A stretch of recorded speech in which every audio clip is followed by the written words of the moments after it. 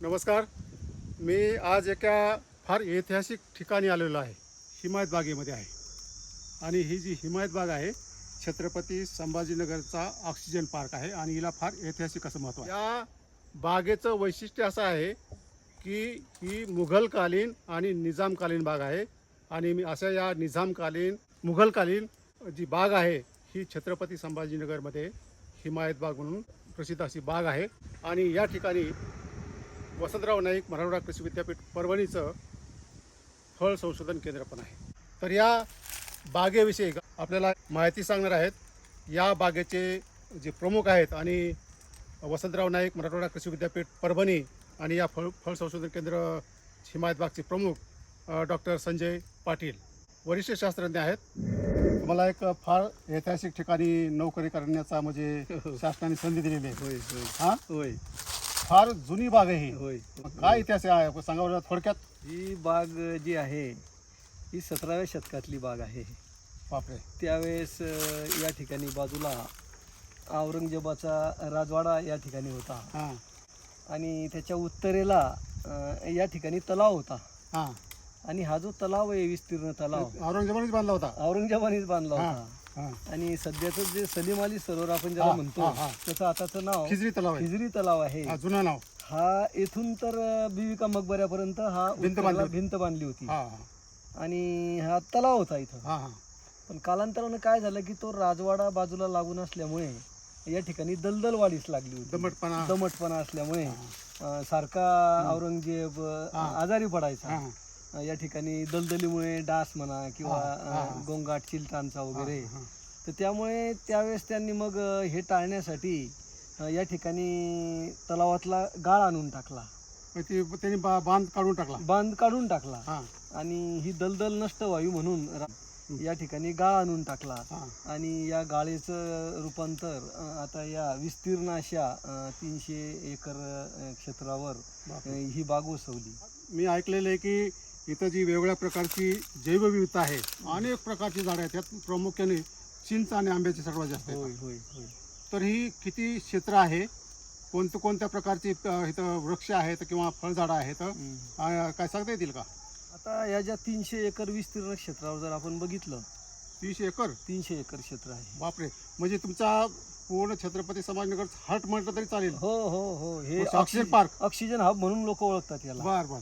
आणि लोकही सकाळी सायंकाळी इथं फिरायला येतात. हां या बागेचं लोक सुद्धा स्वतःहून संरक्षण करतात, बर. जतन करतात. हां इथं घाण करत नाही. हां संभाजीनगर वासी सुद्धा या बागेचं संरक्षण करतात खऱ्या अर्थानं. बर बर बर.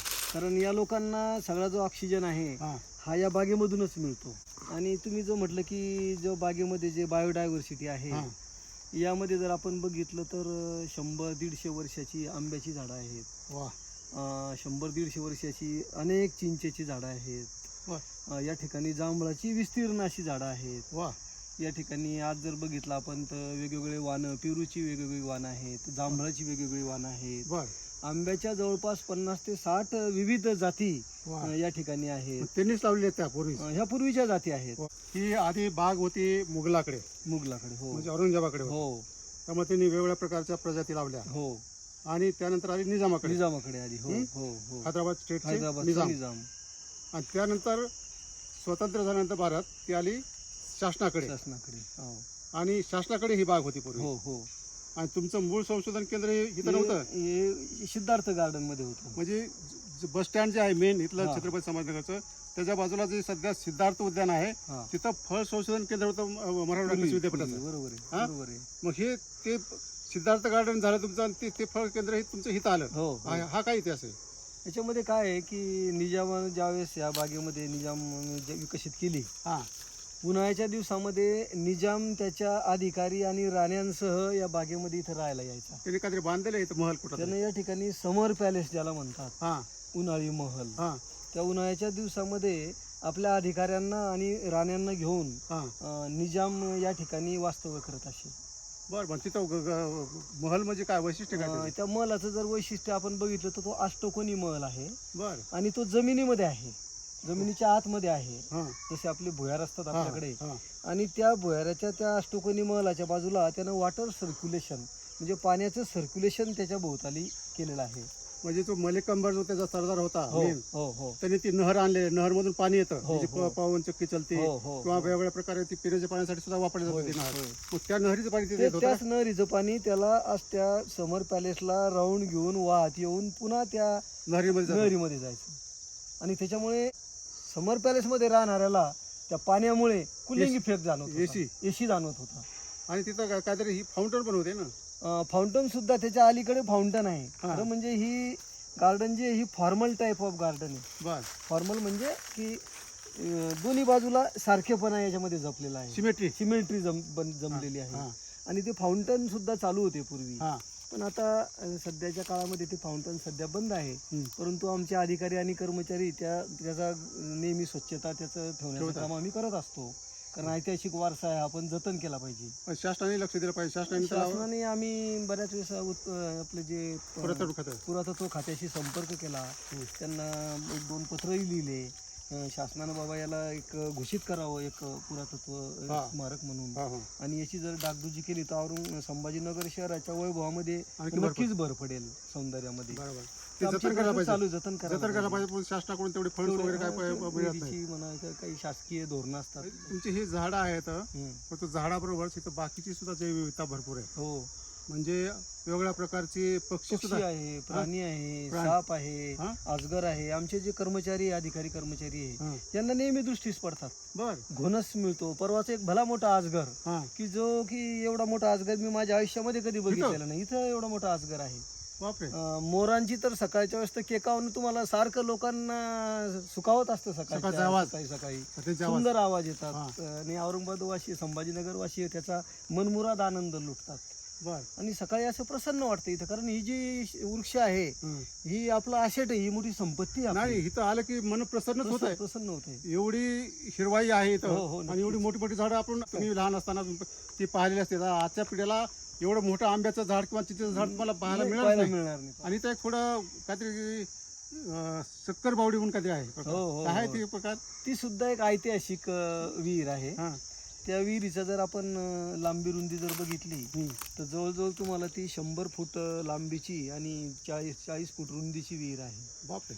ज्यावेळेस तत्कालीन औरंगाबाद शहराला दुष्काळ पडला होता हा त्यावेळेस या विहिरीचं पाणी, हा. म्हणजे हा जो पाणी पुरवठा आहे औरंगाबाद शहराला, हा. या विहिरीमधून होत अशी. बर आणि या विहिरीचं पाणी गोड असल्यामुळे हं. त्याला शक्कर बावडी. म्हणजे शुगर, साखर, बावडी. शक्कर बावडी असं नामाभिमान पडलेलं आहे. हा आणि आज देखील त्याच विहिरीच्या पाण्यावर ही जी 300 एकर विस्तीर्ण बाग आहे तुम्ही हे वापरता आम्ही ते? त्याचं पाणी वापरत असतो. तिथेच आणि वापरता ते त्याच्यावर पाणी? आमची बाग जिवंत आहे. बापरे. होय. मलाही नव्हतं माहिती. होय, तिथूनच होय, पाणी. होय. ही जी बाग उभा राहिलेली आहे ही सुरुवातीला मुघल जे होते त्यापैकी सर्वात जास्त काळ भारतावर राज्य केलेला म्हणजे औरंगजेब.